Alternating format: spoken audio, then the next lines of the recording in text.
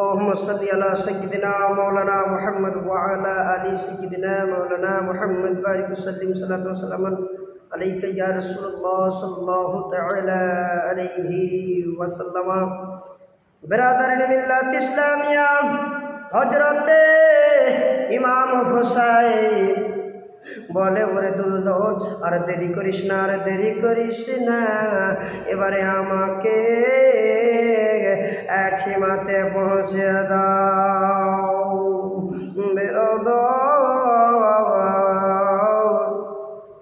ওই দুলদুলটাকে নিয়ে বাবা এবারে বাবা খিমাতে আসবে খিমাতে আসবে বাবা এবারে হারিস পাপিরা ওবাইদুল্লাহ ইবনে জিয়াদরা আবুল হাব রুতবা সাইবারা সবাই যেন মিটিং করে দিল বলে এবারে আমার হুসাইন পানি পান করে নিয়েছে এবার আমাদের বংশকে আর টিকিয়ে রাখবে না ইমাম হোসেন পানি পান করে তাজা হয়ে গিয়েছে আর থেকে তাকে কেউ থেমে পারা যাবে না তার তরবারির সঙ্গে আর কেউ দাঁড়াইতে পারবে না তবে একটা কাজ করে সবাই মিলে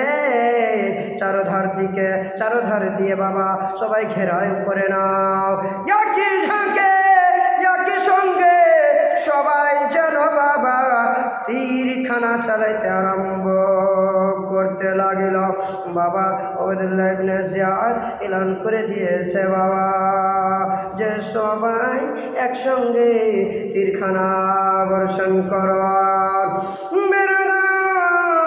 আমার হোসেন যেমনই বাবা ফুরাত নদী জয়নব করে উঠতেছিল এদিকে ওবাইদুল্লাহ ইবনে জিয়াদের লোকরা বাবা 22,000 সৈন্য বাবা ঘেরাও করে নিল বাবা আমার হোসেন পানিতে গিয়েছিল বাবা ফুরাত নদীতে নেমেছিল বাবা আল্লাহর কসম এক ফোঁটা পানি পান করলো না ওই ফুরাত এক ফোঁটা পানি পান করেনি বেরাদার এই জন্য করলো না এই পানির জন্য আমার হোসেন বলেছিল এই পানির জন্য আমার বেটা আলী আসগর চলে গেল আলী আকবর চলে গেল আউনে মোহাম্মদ চলে গেল এই পানির জন্য আব্বাস চলে গিয়েছে এই পানির জন্য কাসিম চলে গিয়েছে এই পানির জন্য মোহাম্মদ ইব্রাহিম চলে গিয়েছে এই পানির জন্য হযরতে মুসলিম রাদিয়াল্লাহু তাআলা আনহু চলে গিয়েছে আমি এই পানি পান করব না আল্লাহু আকবার আমার হোসেন বাবা পানি পান করলো না আল্লাহু আকবার কত যুদ্ধ চালাবে রে বাবা আমার হোসেন হচ্ছে একা আর ইজিদের কমান্ডাররা হচ্ছে 22,000 সৈন্য বাবা তবু আমার হোসেন বাবা ছাড়ছে না তরবারি খানা চালিয়ে যাচ্ছে বাবা কচুর বন ঝুড়া করে ঝুড়ে যাচ্ছে আমার হোসেন বাবা 3 দিন থেকে বিনা পানি কত আর যুদ্ধ চালাবে আমার হোসেন বাবা কাতর হয়ে যাচ্ছে বাবা এক দূর থেকে বাবা নিশানি করলো বাবা ওই তীরটা ঘুরতে ঘুরতে বাবা পাক খেতে খেতে আমার হোসেনে চোখের কোনাতে লেগে গেল আল্লাহু আকবার আমার হোসেন বাবা আর যেন দুনিয়া দেখতে পাচ্ছে না বেরাদার দুনিয়াটা অন্ধকার হয়ে যাচ্ছে বাবা আর কিছু দেখতে পাচ্ছে না আমার হোসেন বাবা ওই বিষের জ্বালা সহ্য না করতে পেরে বাবা বেরাদার ওই ঘোড়াতে বাবা নিচে পড়ে গেলে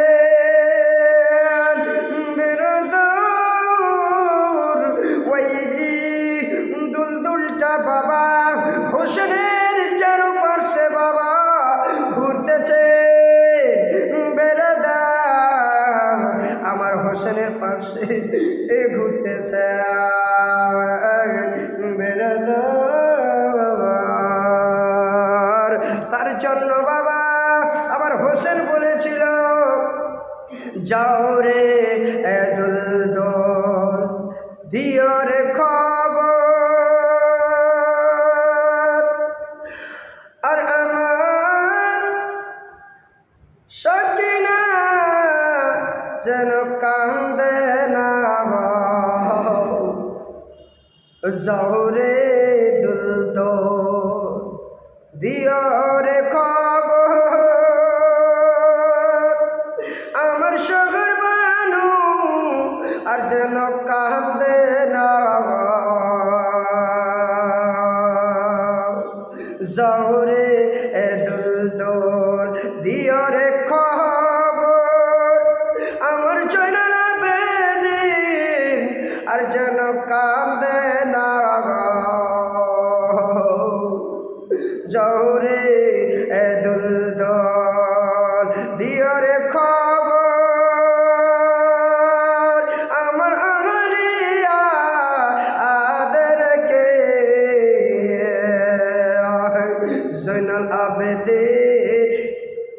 জয়নাল আবেদীন বন্দি ঘরে, জয়নাল আবেদীন বন্দি ঘরে, ইয়াজিদের জেলখানা।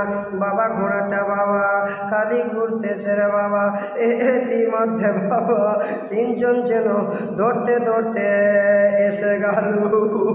আল্লাহু আকবার!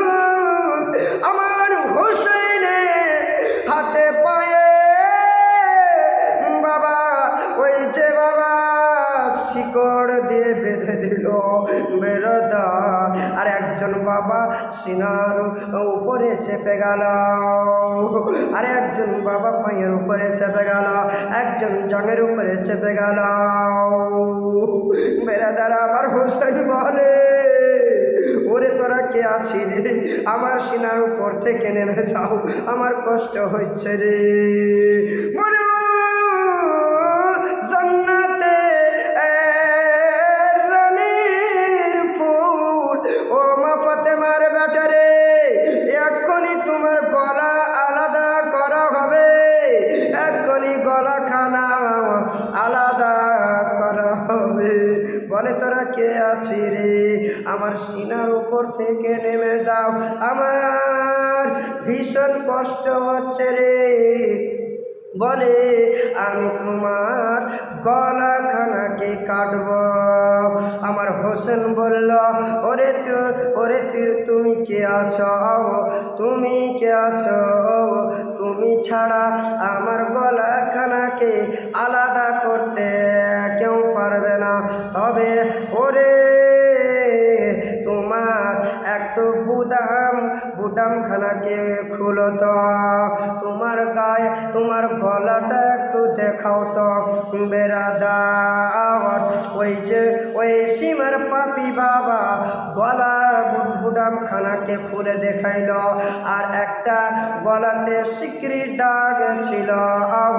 আমার নবী বলেছেন, ও সীমার পাপি রে, তুমি ছাড়া আমার গলাকে কেউ আলাদা করতে পারবে না।